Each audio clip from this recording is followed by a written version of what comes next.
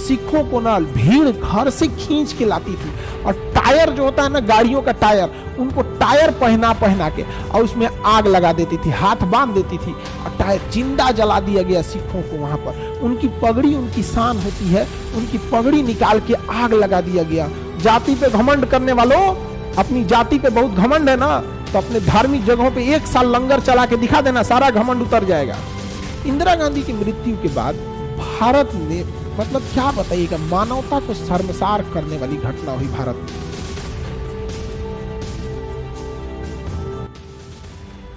उन्नीस 1984 का स्वर्ण मंदिर,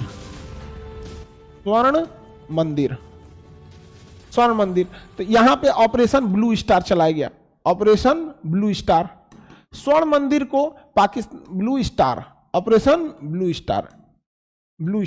अब जो स्वर्ण मंदिर था, तो पाकिस्तान ने क्या किया कि पंजाब के एरिया में पाकिस्तान ने कहा कि अच्छा तुमने मेरे से बांग्लादेश छीन लिया, तुमने मेरे से मेरा बांग्लादेश छीन लिया। अब पाकिस्तान ने कहा कोई बात नहीं, हम भी तुमसे तुम्हारी जमीन छीनेंगे, हम तुमसे पाकिस्तान ये पंजाब वाला छीन लेंगे, खालिस्तान बना देंगे।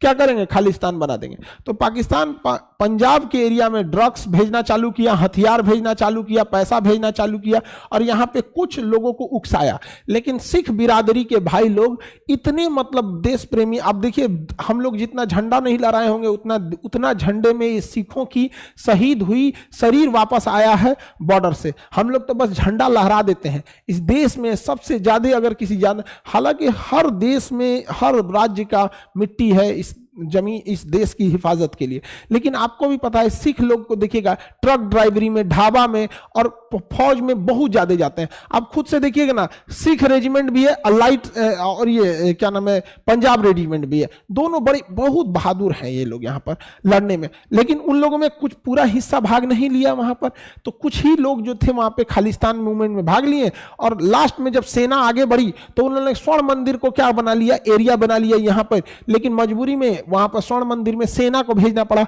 हालांकि जहां तक हम सबको लगता है कि किसी के भी धार्मिक जगह पे सेना नहीं भेजना चाहिए था, लेकिन मजबूरी उस समय की रही होगी इंदिरा गांधी की, क्योंकि स्वर्ण मंदिर हो जाए, किसी का मस्जिद हो जाए, या फिर मंदिर गिरजाघर, अच्छा जो भी उग्रवादी टाइप के लोग हैं, जो भी ये चल, तो खुल के लड़ लो भैया, सामने लड़ लेना चाहिए, किसी धार्मिक जगह पे नहीं छुपना चाहिए। बड़ा आराध्य जगह होता है यहाँ पे। तो उसके बाद जब वहां गए थे तो उसके बाद से ऑपरेशन ब्लू स्टार चलाया गया। ऑपरेशन ब्लू स्टार के बाद वहां पे बहुत सारा खून खराबा हुआ, जिस वजह से इंदिरा गांधी के मतलब वहां पे ना बहुत ज्यादा कम्युनल राइट्स भी हो गए थे। थोड़े बड़े लेवल के थे, पूरे भारत लेवल के नहीं थे, वो रीजनल लेवल के थे। लेकिन उसके बाद क्या हुआ ना कि जब ये घटना हुई तो वहां पे इंदिरा गांधी के 2 गार्ड थे, सेवंत और बलवंत करके, ऐसे उन्होंने इंदिरा गांधी को गोली मार दिया। जबकि आईबी ने कहा था कि आप इन गार्ड्स को हटा दीजिए, आपको जान को खतरा है इनसे। लेकिन वहां पे क्या हुआ था, इंदिरा गांधी ने बात नहीं मानी और इंदिरा गांधी को गोली मार दिया गया। इंदिरा गांधी की जब गोली मारी गई तो थोड़ी दूर तक, अब इतनी गोलियां शरीर में पड़ गई, 30-32 गोली लग के, इतना ज्यादा गोली लगी थी, मेन ऑर्गन्स में गोली लग गई थी। तो उसके बाद उन लोगों ने ना क्या किया, हथियार भी सरेंडर कर दिया। जो इंदिरा गांधी के गार्ड थे उन्होंने बाकी किसी को गोली भी नहीं मारा। इंदिरा गांधी को मारने के बाद पूरा पिस्टल से मारा, एक तो कार्बाइन से लेकर मारा, पूरा भून के रख दिया यहाँ पे। अब सोचिए जो एनएसजी कमांडो में रहेगा, जो इंदिरा गांधी के गार्ड में रहेगा, तो फिर बताइए उसकी तो गोली मारने की स्टाइल या फिर एक्यूरेसी बहुत बेहतर होगी। फिर इंदिरा गांधी की मृत्यु हो गई। इंदिरा गांधी की मृत्यु के बाद भारत ने मतलब क्या बताइएगा, मानवता को शर्मसार करने वाली घटना हुई भारत में। इंदिरा गांधी की जो मृत्यु हुई थी वो भी एक दुखद घटना थी। किसी प्रधानमंत्री को मारना कहीं से उचित नहीं है, लेकिन उसके बाद स्वतंत्र भारत ने अपना पहला मर्यादा नांग दिया। सिखों के खिलाफ पूरे भारत में दंगे हो गए। दिल्ली में तो इतना भीषण दंगा हुआ था ना, इतना भीषण दंगा हुआ था जिसका कोई है नहीं। सिखों को ना भीड़ घर से खींच के लाती थी, और टायर जो होता है ना गाड़ियों का टायर, उनको टायर पहना पहना के और उसमें आग लगा देती थी, हाथ बांध देती थी, और टायर जिंदा जला दिया गया सिखों को वहां पर। उनकी पगड़ी उनकी शान होती है, उनकी पगड़ी निकाल के आग लगा दिया गया, जिंदा जला दिया गया। बहुत दुखद घटना थी। घर से निकाल के रेप किया सब महिलाओं का वहां पर। उसके इतना ज्यादा उन्होंने तकलीफ झेला ना, लेकिन हम सब चुप थे। रीजन जानते हैं क्या है? भारत में जिसको पड़ता है ना बस उसी को तकलीफ होता है, हम लोग को काहे फर्क पड़ता है? ये बहुत दुखद है भारत के लिए। मतलब वो सिखों का था तो सिखों का दर्द बस सिख ही समझे यहाँ पे, हम लोग तो चुपचाप बैठे थे तो कोई बात नहीं। अजीब अजीब घटना है। जलते एक तो का है ना, जलते घर को देखने वालों फूस का छप्पर आपका है, आपके पीछे तेज हवा है, आगे मुकद्दर आपका है। तो याद रखिएगा, दूसरे इस सब का एक दिन देखना पड़ेगा। और ये भारत को नहीं समझ में आया यहां पर, तो ये लोगों ने देखा इतनी बुरी दुर्घटना हुई थी कि सिखों के लिए पटना हो गया, दिल्ली हो गया, जहां सिख बहुल एरिया था वहां पे लोगों ने घर में घुस के उनकी संपत्तियां लूट ली। मतलब इतना मास मर्डर हुआ था जिसका कोई हद नहीं। यहाँ पे छोटे छोटे बच्चों को काट दिया गया, हत्या कर दी गई। अच्छा, जब भी जब भी वायलेंस होता है ना, कम्युनल राइट्स होते हैं, सबसे ज्यादा तकलीफ किसको झेलना पड़ता है? छोटे बच्चों को। वो बेचारे डर जाते हैं, भाग नहीं पाते हैं। और औरतों के साथ, उनके साथ रेप कर दिया सब यहाँ पे। और कहीं कहीं लोग भागे, लोग कोई भेष बदल के भागा, कोई अच्छा इंसान था, उसका पड़ोस में कोई हिंदू था, कोई मुस्लिम था, उन्होंने छुपा लिया, नहीं ये मेरे घर की बेटी है, मेरे घर की बहू है, ऐसे करके जो पगड़ी बांधे थे लोग, वो लोग तो पकड़ में आ गए। यहाँ पे लोगों ने उन्हें अपने घर में छुपाया। ऐसे देखो, हमारे देश में ना अच्छे लोगों की भी कमी नहीं है, लेकिन दिक्कत क्या है ना कि अच्छे लोग थोड़ा शांत रहते हैं, और 2-4% ये सुपर हरामी टाइप के लोग हैं ना, यही बाहर घूमते रहते हैं और ये पूरे देश को बदनाम कर देते हैं। उन लोगों ने भी हेल्प किया वहां पर, लेकिन क्या कीजिएगा, जब इंसान ही जानवर बन जाए तो कौन बचाएगा? बहुत तकलीफ झेला उन लोगों ने। लेकिन आज भी ना, जिन लोगों ने उनका घर जला दिया ना, आज भी अगर उनके घर में ऊपर वाला अगर श्राप देगा, बदुआ देगा, अब भूखे मरेंगे ना वो चोट्टे जिन्होंने इनको जला दिया था जिंदा, तो सिख के गुरुद्वारा में जाएंगे तो वो भूखा नहीं लौटाएंगे। उनको खाना खिला के, भर पेट खिला के, और जितना उनके घर में खाने की औकात नहीं होगी ना, उससे बेहतर खाना वो गुरुद्वारा में देते हैं। वहां ये नहीं कि एगो लड्डू फोड़ो 20 आदमी को आटा दो, ऐसा नहीं होता है। जो शुद्ध खाना आपके घरे नहीं नसीब होता होगा ना, वहां मिलता है। शुद्ध देसी घी में कभी गुरुद्वारा जाके देखिएगा। धर्म अगर देखना है ना, वाकई में देखना है ना, जाके सिखों का देखो, वो होता है इंसानियत का धर्म।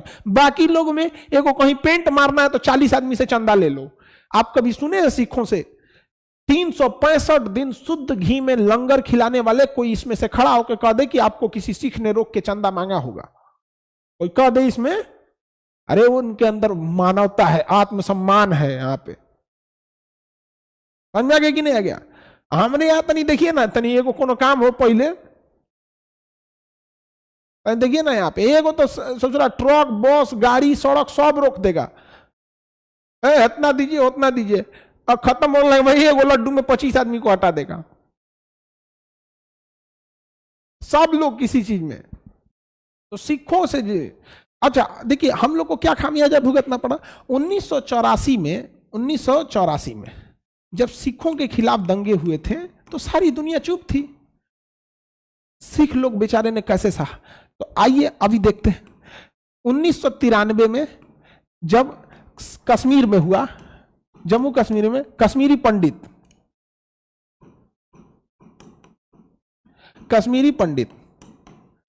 तो कश्मीरी पंडित में केवल हिंदू लोग को दिक्कत था, बाकी चुप थे। चुप रहो, वो कहते हैं ना, जलते घर को देखने वालों फूस का छप्पर आपका है, आपके पीछे तेज हवा है, आगे मुकद्दर आपका है। तो सब लोग चुप थे, चुप रहो, आओ आओ अभी रुको, लो देखो 2002 अहमदाबाद मुस्लिम, लो शांति से बैठे थे लोग ना।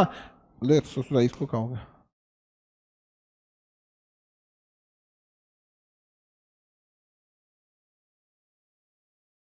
मुस्लिम लोग शांति से बैठे थे क्या? यहां पे देखो, देखिए, अगर ये सिखों के दंगों पे ये हिंदू और मुसलमान सब मिल के सड़कों पे आए रहते चुपचाप, यहां पे लो कोई बात नहीं, कोई बात नहीं। लो सुनो, 2023 मणिपुर ईसाई हो गया। ये क्या क्या निकल जा रहा है जी इधर से, समझ में गया? मणिपुर अपनी अपनी बारी का इंतजार कर रहे हैं। हमारी जाति क्या है, हमारा मजहब क्या है? जाति पे घमंड करने वालों, अपनी जाति पे बहुत घमंड है ना, तो अपने धार्मिक जगहों पे 1 साल लंगर चला के दिखा देना, सारा घमंड उतर जाएगा। अपनी जाति मजहब पे घमंड करने वालों, एक साल अगर लंगर चला के खिला के दिखा दिए ना, तब समझ में आएगा कि जितना बड़ा कलेजा सिखों का है, किसी ने दिया है, किसी को दिया ही नहीं। यहां पर चला के देख लेना। हमारी बात बहुत खराब लगती है, क्योंकि खराबे लगने के लिए बोलबे करते हैं हम, समझ जाना लोग। यहां पर बोलेगा लोग, यहां इंतजार करो अपनी बारी का। अभी किसी का बच गया तो भी इंतजार करो अपना, आएगा तुम्हारा भी, आएगा आएगा यहां पर। आप बताओ जरा सोच के, सिख दंगों से केवल सिखों के प्रॉब्लम है। अब बताओ कितने हमारे समाज के हिंदू या मुसलमान, ईसाई, जैन को सुने हैं कि वो सिखों के लिए आवाज उठा रहा है कि गलत हुआ था 84 में? नहीं, कोई नहीं आवाज उठाएगा, वही बेचारे आवाज उठाएंगे। कश्मीरी पंडितों के लिए केवल हिंदू लोग आवाज उठाएंगे। बाकी देखिए, मुसलमान को कहो भाई तुम भी लड़ो कश्मीरी पंडित के लिए, तो वो भी नहीं बोलेगा। तो अहमदाबाद में जो दंगा हुआ 2002 का, उसके लिए कौन लड़ेगा? केवल मुसलमान को दिक्कत है। इवन देखिए, ये सब मुखौटा पहने हैं, सबको अपने अपने से मतलब है। तो लो, जब अपने से मतलब है तो दुनिया से काहे पचरा गाते हो? अपने से मतलब है तो करो। सबको याद रखना, सबके लिए खड़ा होना पड़ेगा यहां पर। और तुम अगर खड़े हो गए ना, तुम अगर सपोज करो किसी पूजा पाठ में चले गए, इसका नाम क्या है, इसका नाम क्या है, अगर तुम हिंदू हो या कहीं टोपी उपी लगा के किसी उसमें चले गए, देखो इसका नाम क्या है, इसका नाम क्या, हमरा से पूछता है इसका नाम क्या, हम कहे कि तुम्हारे में इतना दम नहीं है जो हमरा से जबरदस्ती करके पूछ लेगा। प्यार से पूछो, इज्जत से, एकदम इज्जत से अकड़ के पूछोगे ना, तो धूरा उठाएंगे यहाँ पे जमीन पे से, अब मुंह खोल के राखी लगा के घींच लेंगे जबान। हमको समझ में आ गया? ऐठ हमारे सामने नहीं। एक से एक बताओ, यहां पर कितना दुख की बात है ये सब चीजें।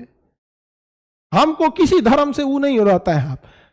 अभी हम गए थे बोध गया, अभी आ रहे हैं हम यहाँ अजमेर से, यहाँ पे थार मरुस्थल होते हुए, अब वहीं पुष्कर ब्रह्मा जी का मंदिर है। हमको ये सबसे नहीं रहता है यहाँ पे, बहुत गलत होता है यहाँ पे। ये देखो, ये स्वतंत्र भारत में ये क्या शोभा देता है? इतने बड़े बड़े दंगे, मणिपुर का हो गया, चाहे अहमदाबाद का हो गया, या कश्मीर का हो गया, या सिखों का हो गया। देखो सबको अच्छा गौर से देखना, सबका अपना कहानी है। कहानी जिस दिन हम सब मिलके एक दूसरे के लिए लड़ने लगेंगे, उस दिन ये देश सुधर जाएगा।